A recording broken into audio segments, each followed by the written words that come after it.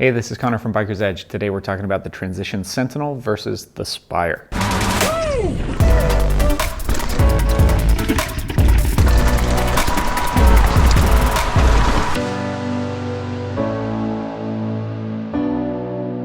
So doing this showdown is kind of like trying to pick between Cool Ranch and Nacho Cheese Doritos. They're both incredible, they both make you happy. One will turn your fingers orange, but that's where my analogy falls apart. I'm not going to cover too many specifics of each bike in this video because I've already done that. Just go watch those videos and then come back to this one. Just a little background info. Transition has a way of taking a big, burly, slack bike on paper and making it ride like a much more lively, much more engaging bike than it may appear. If you've ever ridden one, you'll know you throw your leg over it and you're expecting a pig, and it ends up being really fun to ride. And I think that comes down to how they tune the suspension on that giddy up design. It has a really soft initial stroke with tons of ramp up, tons of support for pumping, jumping, cornering, and all the fun stuff. And these two bikes are no exception to that. The Sentinel and the Spire both look absolutely massive on paper, but they ride maybe smaller than they appear in a good way.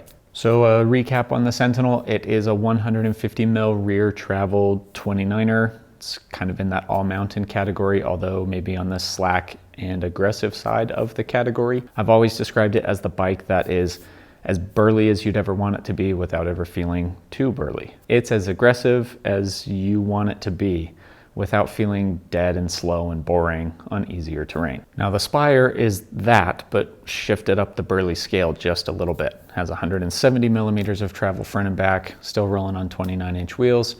It has a 62.5 to 63 degree head tube angle, which is absurdly slack, but again, it doesn't always ride as big as it may appear on paper. This thing climbs way better than it has business doing, and it's a heck of a lot of fun to ride, especially on steep, nasty terrain. All right, so on the climbs, both of these bikes have a very similar feel. They actually climb pretty well given their categories. Neither one of these bikes has that super snappy, quick to accelerate feel that you get on, say, an XC bike, but they both climb pretty well, especially if you aren't expecting XC bike efficiency. They're a little happier to kind of sit down, pedal, and get to the top of the hill without much fuss, but they don't climb poorly. They definitely hold their own for their categories. And like I said, they're both pretty similar. The biggest difference being the Spire is just bigger. It takes more room to maneuver and to corner. So the Spire doesn't really feel much slower than the Sentinel in terms of efficiency. They both feel pretty similar. What they do a really good job of is that soft initial stroke, which gives you a lot of traction and a lot of control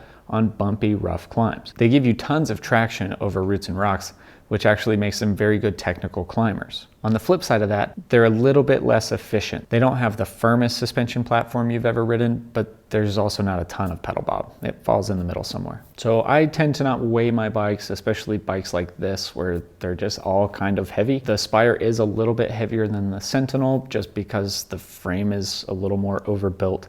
The component selection is a little bit burlier.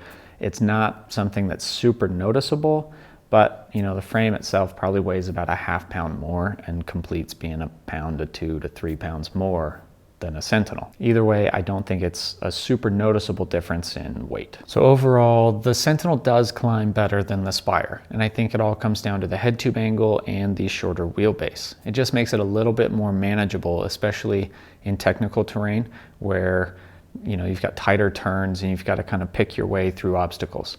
The Sentinel is just a little bit easier to do that. I don't think it's way more efficient or way lighter or way faster than the Spire. I think it's just a little easier to maneuver, especially in technical terrain. All right, so on the downhills, I think the biggest difference between these two bikes is just the size, how long the bikes are. They have a similar suspension feel. They're both kind of on that aggressive end for their category. So I really think it just comes down to wheelbase. The Sentinel has a little bit shorter wheelbase. It makes it a little more lively, a little more maneuverable, and the Spire has a lot longer wheelbase and it makes it very stable, very confident, and very planted. So I would argue that most bikes with this aggressive of geometry or this size aren't as fun and lively as these two bikes. Transition just has a way of making a bike very fun, and I think it all comes down to that suspension design. So initially, right off the top of the stroke, both of these bikes have a similar feel where they're very quiet, very composed, and just super plush in that initial stroke.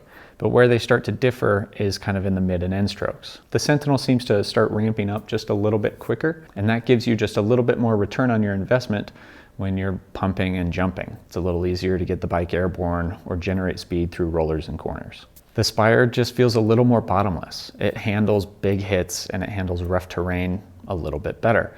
And I think it's just simply because there's a bit more travel on offer, so you don't find the end quite as easily. So the Spire is one of the slackest and longest bikes out there, I think even including downhill bikes. So it does handle rough terrain extremely well.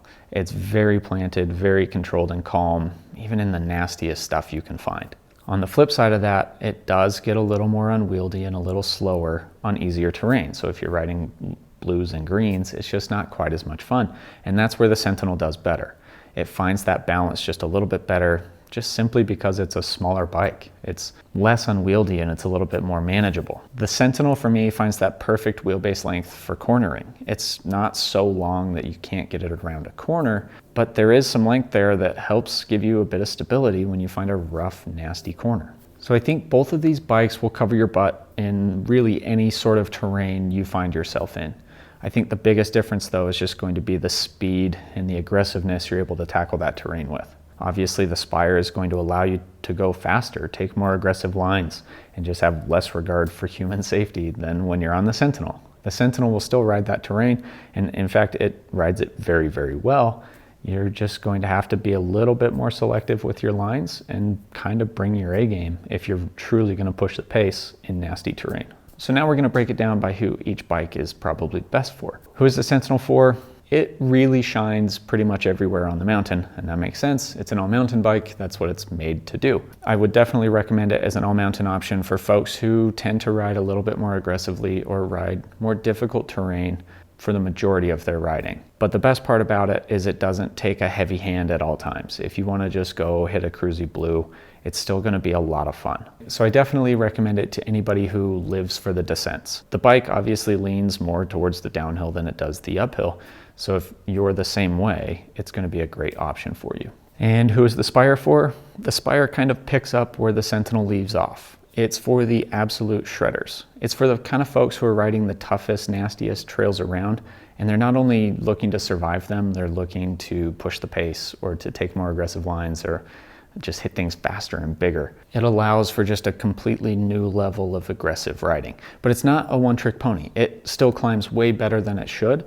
In fact, I'd say it climbs better than any other bike that can hang with it on the descents. It still has that fun, lively, engaging ride quality that Transition is famous for. So I would recommend it to riders who are almost always on difficult trails. People who are always riding steep, nasty, rugged stuff. You know, you're rarely on those mellower, cruisier, flowier trails. So there you have it. Hopefully we helped you decide which bike is better for you between the Transition Sentinel and the Spire. Both of these bikes are extremely Transition to their cores. They have that fun, lively ride quality that their bikes are famous for. So I really don't think you can go wrong either way. They're both super aggressive. One's just shifted up the burly scale just a little bit. Anyway, thanks for sticking around. As always, feel free to hit us up. Ask us any questions you might have, and we'll see you next time.